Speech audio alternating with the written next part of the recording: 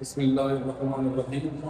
عزیز طلبہ، ہم نے شروع کیا تھا اسلامیات کے جو پڑھنے کلاسز تھے کئی ہفتوں سے چل رہے ہیں، اور اس میں اہم بات جو تھی وہ عبادات تھی، ایمانیات پڑھی اور ابائی سید نبی صلی اللہ علیہ وسلم کے بارے میں۔ سید نبی میں ہمارا جو آج ہے سلف دن وہ ہے نبی اکرم صلی اللہ علیہ وسلم کا مدینہ آمد، مذہبی کی اہمیت و فضیلت اور مدینہ میں مشکلات اور مسائل، یہ ہمارا جو ہے سلوگن اور اس میں ہم پڑھیں گے۔ تو اس سے پہلے آپ سمجھیں کہ مکی زندگی جو تھی آپ صلی اللہ علیہ وسلم کی مکی زندگی، یہ زندگی کافی مشکلات اور مسائل سے بڑی تھی۔ مشکلات بھی تھے، کفار کی طرف سے مشکلات تھی، مسلمان بھی کم تھے، اس طرح کے اعتبار سے بھی کمی تھی اور تعداد کے اعتبار سے بھی کمی تھی۔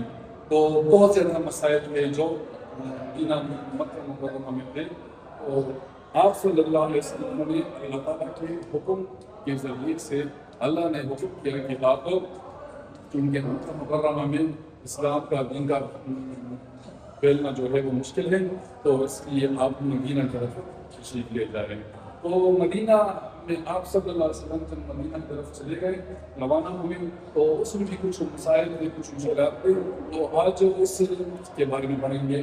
سب سے پہلے نبی صلی اللہ علیہ وسلم معاشرے کا قیام، وہاں پر مدینہ میں معاشرے کا قیام، معاشرہ بنانا، لوگوں کو اسلام کی دعوت دینا اور اس طرح اس کے ساتھ میل جوڑ رکھنا، یہ کافی جو پہلے مسائل تھی۔ سب سے پہلے یہ جان لیں، پھر آگے بڑھیں گے۔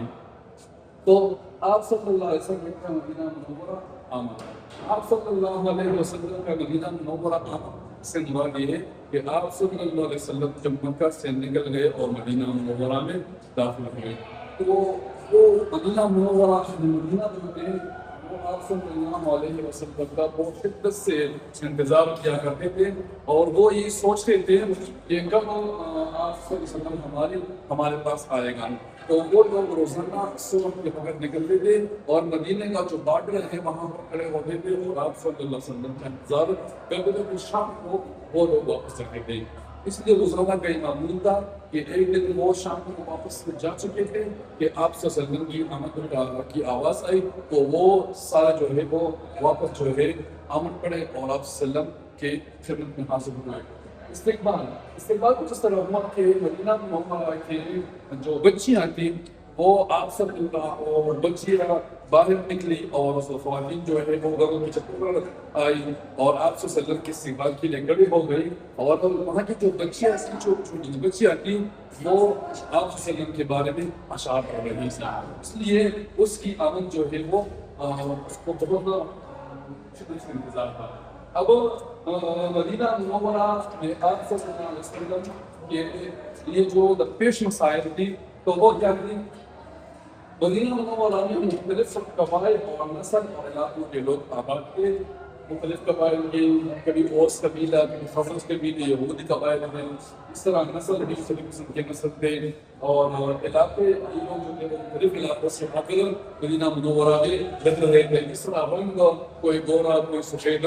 تو اب ان لوگوں کو آپ صلی اللہ علیہ وسلم نے ایک پلیٹ فارم پر جمع کرنا تھا، یعنی اس قبائل کا جو خلاف تھا اس کی نفی کی گئی، نسل کا جو خلاف تھا اس کی نفی کی گئی، علاقوں کا جو خلاف تھا اس کی نفی کی گئی، اور رنگ کا جو خلاف تھا اس کی نفی کی گئی۔ مطلب یہ ہے کہ جب آپ کسی اسلامی معاشرے میں رہ رہے ہیں تو یہ چیزیں جو ہے یہ کچھ معنی نہیں رکھتی۔ یہ قبائل وغیرہ کو اللہ نے اس لیے بنایا تاکہ ہم ایک دوسرے کو پہچان لیں، صحیح ہے؟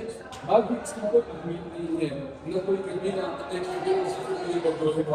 اپنا ہے، نہ ایک نسل دوسرے نسل پر آگاہ ہے یا اس سے ادنا ہے، نہ کوئی علاقہ کسی علاقے پر آگاہ ہے یا اس سے ادنا ہے، اور نہ رنگ جو ہے وہ آگاہ ہے اور ادنا ہے۔ آپ صلی اللہ علیہ وسلم نے ان چیز کا مخالفت کر کے سارے کو ایک عقیدے کے بنیاد پر جمع کیا، اور وہ عقیدہ کیا تھا؟ وہ عقیدہ توحید تھا، یعنی سارے مسلمانوں کو ایک اسلامی عقیدے کی بنیاد پر جمع کر دیا۔ اس کی وجہ سے قبائل، نسل اور علاقوں کی جو ہے تفریق وہ ہو گئی۔ اب آگے چلتے ہیں چونکہ ایک درمیان میں بات تھی، اب آگے آتے ہیں صبح میں کیا آپ صلی اللہ علیہ وسلم نے مدینہ سے باہر صبح کی بستی میں جو ہے وہ قیام فرمایا، اور وہاں پر آپ صلی اللہ علیہ وسلم نے ایک مسجد بنایا جس کا نام ہے مسجد قباء۔ تو یہاں پر قیام فرمایا تھا مسجد قباء میں۔ پھر آپ صلی اللہ علیہ وسلم یہاں پر تھوڑا سا قیام کر کے نکل گئے، تو پھر راستے میں جمعے کا نماز کا وقت آیا، جمعہ کا وقت نازل ہوا، تو آپ صلی اللہ علیہ وسلم نے بنو سالم، یہ ایک قبیلہ تھا، اس میں جمعہ کی نماز پڑھی۔ اور پہلے آپ لوگ سنو، اس میں سوال آتا ہے کہ اس جمعہ کی نماز میں 100 لوگوں نے شرکت کی تھی، صحیح ہے؟ تو اس کے بنو سالم کے بعد آپ صلی اللہ علیہ وسلم نے مدینہ منورہ کی طرف سفر شروع کر دیا۔ تو مدینہ منورہ میں جو قیام تھا، تو جب آپ صلی اللہ علیہ وسلم مدینہ منورہ میں داخل ہوئے تو سب لوگ یہ چاہتے تھے کہ وہ ان کا نقیب کھینچے اور اپنے گھر میں آپ سب کی مہمان نوازی کر لے۔ لیکن اب یہ ایک مشکل فیصلہ تھا، یہاں پر آپ صلی اللہ علیہ وسلم نے کہا کہ یہ میری اونٹنی جو ہے یہ اللہ کے حکم کے تابع ہیں، یہ جہاں بیچے گی اس کے ہاں میں قیام کروں گا۔ تو پھر آپ صلی اللہ علیہ وسلم کی اونٹنی جو تھی وہ حضرت ابو ایوب انصاری رضی اللہ عنہ کے ماں کے گھر میں رک گئی، اور وہاں پر آپ صلی اللہ علیہ وسلم نے قیام فرمایا۔ پھر اس کے بعد جو آگے والا سوال ہے تو وہ یہ ہے کہ مسلمان جب بھی جاتے ہیں تو ان کو چاہیے کہ یہ سب سے پہلے اپنے لیے بندوبست کر لے، مسجد کا بندوبست کر لے، کیونکہ یہ ایک ضروری امر ہے۔ تو آپ سے سفر میں جب ابو ایوب انصاری کی گھر میں قیام فرمایا تو صحابہ سے مشورہ کیا کہ سب سے پہلے مسجد کا بندوبست ہو جائے، مسجد کا قیام جو ہے وہ ضروری ہے۔ تو آپ صلی اللہ علیہ وسلم نے نبوی نام سے ایک مسجد کا قیام مسجد بنانے کا فیصلہ کیا، مسجد نبوی۔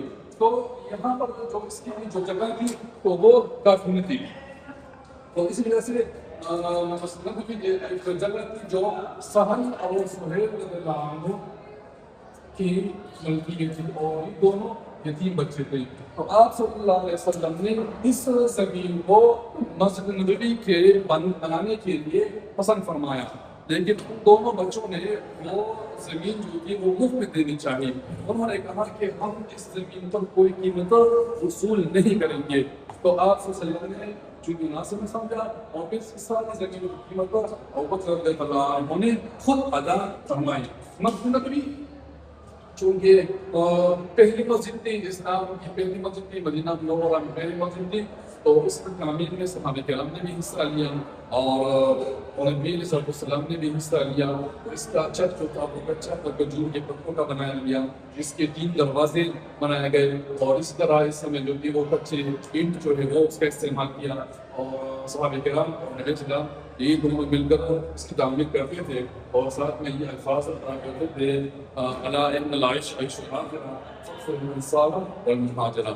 اب اس مسجد نبوی جو تھی یہ صرف ایک درسگاہ، صرف عبادتگاہ نہیں تھی کہ بس یہاں پر اگر مسجد جماعت کے ساتھ نماز ادا کر لے اور پھر چھوڑ جائے، بلکہ یہ جو تھی یہ مسلمانوں کے لیے ایک اہم ترین اور اسلامی مرکز بن گیا۔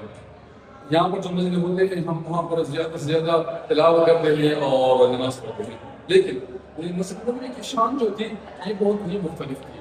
مطلب اس طرح تھی کہ یہاں پر جنگ درس مریض بھی جاری تھا، حدیث کتاب وغیرہ، یہاں پر نماز نہیں پڑھتے تھے۔ اچھا، جب سرکاری وفود مہمان آتے تھے، جب باہر ملکوں سے جب مہمان آتے تھے اس کو مسجد نبوی میں ٹھہرایا جاتا تھا۔ اسی طرح جہاد کے لیے جو جنگی تیاریاں کیا جاتا تھا تو وہ بھی مسجد نبوی میں کرتے تھے۔ یہ مسجد نبوی صرف ایک بلکہ مسلمانوں کے لیے بہت بڑی مرکز بنی۔ اب اس کے ساتھ جو اہم بات ہے وہ ہے اصحاب صفہ۔ اصحاب صفہ یہ مسجد نبوی کے درمیان میں ایک چبوترا بنایا گیا تھا، اور اس پر بیٹھ کر آپ صلی اللہ علیہ وسلم صحابہ کرام کو تعلیم دیتے تھے۔ تو اس چبوترے کو صفا کہتے تھے اور اس پر جو صحابہ کرام بیت تعلیم حاصل کرتے تھے اسے اصحاب کہتے ہیں اور اسے اصحاب صفا کہا جاتا تھا. وہ یہ وہ لوگ ہوتے تھے جنہوں نے اپنا گھر بار اہل و عیال یعنی چھوڑا تھا اور اپنی ساری زندگی وہ اس دین اسلام کی تعلیم کے لیے وقف کی تھی. تو یہ وہ جگہ تھی. تو اس جگہ پر صحابہ کرام جو تھے وہ آپ ابو ہریرہ رضی اللہ عنہ بھی شامل تھے. وہ آپ صلی اللہ علیہ وسلم کے ساتھ جو تھے آگرہ اور یہاں پر قرآن سنتے تھے اور اس طرح تفسیر جو ہے وہ یاد کر لیتے, اس طرح حدیث جو ہے وہ پڑھتے تھے. اور پھر دور دراز کے علاقوں میں جو مسجد نبوی کے مدینہ کے اطراف میں جو علاقے تھے وہاں پر جا کر یہ لوگ پھر اس قرآن اور حدیث کو لوگوں تک پہنچاتے تھے. تو یہ وہ لوگ تھے. اب اس کے بعد جو ایک اور اہم مسئلہ تھا, تو ایک مسئلہ جو ہے وہ ہم یہاں پر ڈسکس کرتے ہیں, وہ تھا صحابہ کرام کی آبادکاری. یہ سب سے اہم مسئلہ تھا. صحابہ کرام چونکہ وہ وہاں پر مکہ مکرمہ میں اپنا گھر بار چھوڑ کر اپنا سامان, اپنے کاروبار, اپنی زمین, اپنی جائیدادیں سب کچھ چھوڑ کر آپ صلی اللہ علیہ وسلم کے ساتھ آئے تھے اور ہجرت کر کے آئے تھے. تو اب اس طرح کیونکہ وہ یہاں پر ایسے سامانی کے عالم میں تھے, بے یار و مددگار تھے کہ اب ہم یہاں پر کیا کریں گے. تو آپ صلی اللہ علیہ وسلم نے صحابہ کرام کی اس آبادکاری کو کے لیے بہت فکر ہوئی کہ اس کے لیے کون سا اقدام کیا جائے. تو اس پر آپ صلی اللہ علیہ وسلم نے صحابہ کرام کے درمیان ایک معاہدہ کیا اور اس کو موافقت مدینہ کہا جاتا ہے. تو یہ جو تھی یہ مسائل تھی ہجرت کے پہلے وقت میں, اور یہ مسائل حل کرنے کے لیے آپ صلی اللہ علیہ وسلم نے جو اقدامات کیے تھے وہ ہم نے بتائے تھے. اور اگلے انشاءاللہ اس کے بعد جو سبق ہے وہ اگلے ویڈیو میں آپ لوگوں کے سامنے پیش کریں گے. السلام علیکم.